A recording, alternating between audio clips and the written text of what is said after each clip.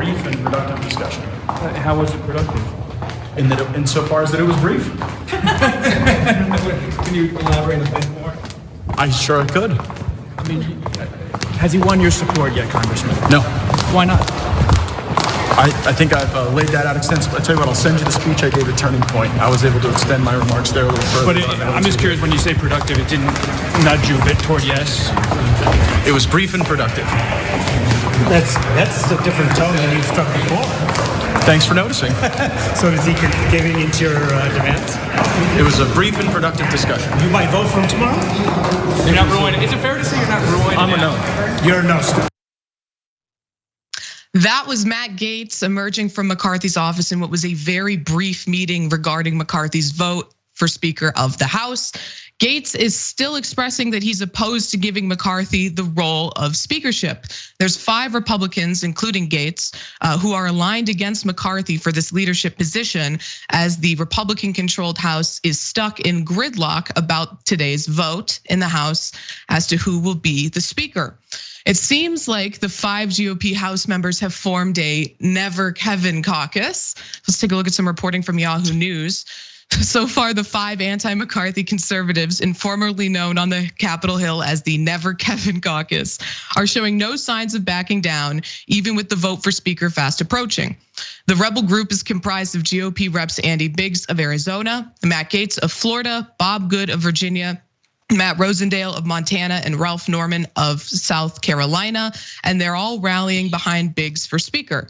The Never Kevin Republicans are being hammered by Mark Levin and other conservative media personalities who say McCarthy has earned the job because the House cannot move on to any other business until it elects a speaker.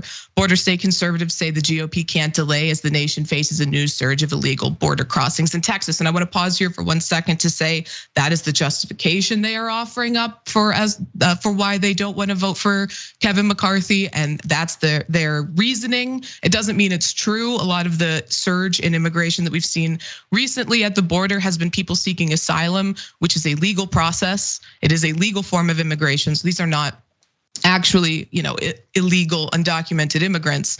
So I just wanted to clear that up. But let's get back into the reporting from Yahoo News. The founding chairman of the Conservative Freedom Caucus, Representative Jim Jordan, who has endorsed McCarthy, says GOP committees won't be able to meet and launch investigations into the Biden administration until Republicans unify behind a leader. And it seems that McCarthy has done all he can to sway the 5 Republicans to his side, according to former Congressman and Fox contributor Jason Chaffetz. Jason, do you think that McCarthy has the votes? And if not on the first ballot, can he get there? Well, nobody really knows. I mean, just the announced people right now are problematic. And, this is the way our founders set it up. You have to actually stand up and yell out that name. And I don't know. I don't know that Kevin McCarthy can do anything else than he has done. He helped raise the most amount of money. I think everybody would say we really like Kevin.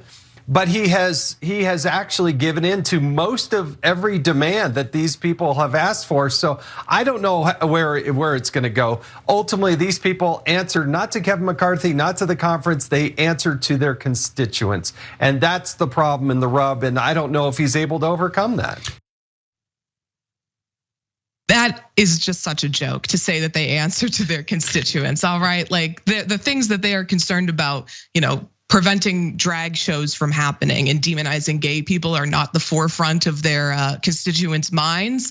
And we saw that with the lack of a red wave in the midterm elections. But this has led to speculation as to who would take on the role of Speaker of the House.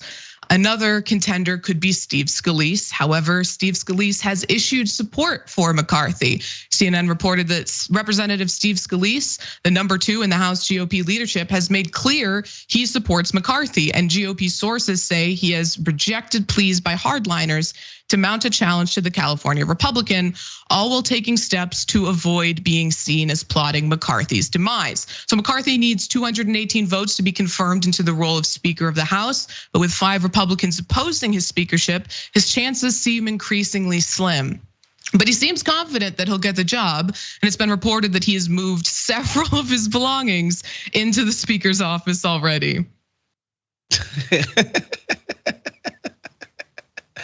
You gotta love that.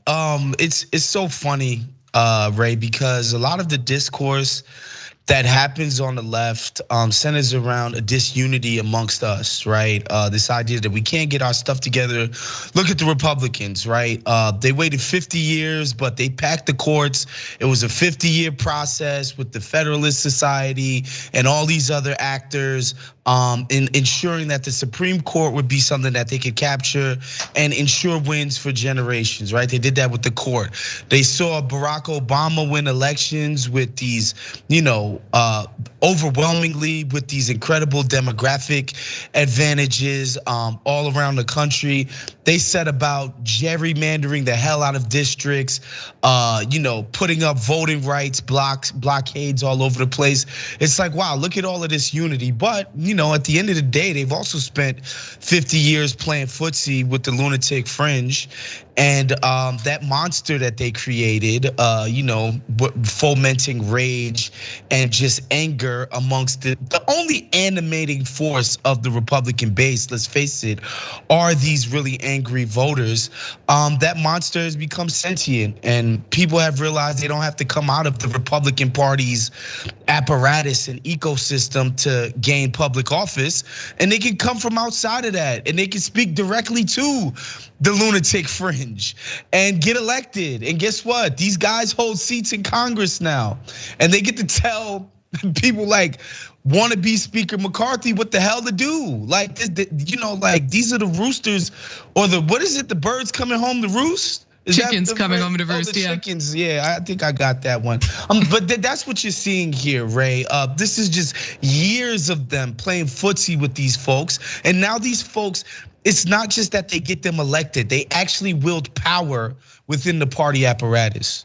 Yeah, exactly. And we've seen Kevin McCarthy, become increasingly close with Marjorie Taylor Greene because she's the party's #1 fundraiser. Despite the fact that I've seen a lot of liberal media outlets sort of frame McCarthy as the moderate, the centrist candidate for Speaker of the House. And we heard the released audio recordings, the phone calls of him pretty much denying that there was, any fraud in the election, that Trump actually won in 2020. But it doesn't matter what he says behind closed doors and in these, phone calls that he believed were private at the time, because it's important what he's doing in his position. When he was minority leader, he censured Liz Cheney for her participation in the January 6th committee. He's shown a willingness to, bend over for these, radical Republicans. So at the end of the day, does it matter what he believes, personally? No, it matters what he's doing with the power that he's wielding.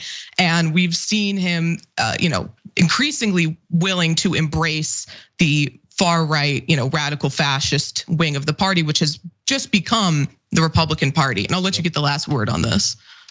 Yeah, look, I'm not gonna lie. I take great pleasure in seeing Republican Party dysfunction. This is fun. Ultimately, though, I think even the crazies understand in order to get their clown show on the road, they have to have a speaker. And I think ultimately McCarthy will be voted in, but I think they're savvy for making him have to sweat and making him understand that, hey man, you don't necessarily wield the power unilaterally in this damn party. We got numbers and we can exert our will when we choose to.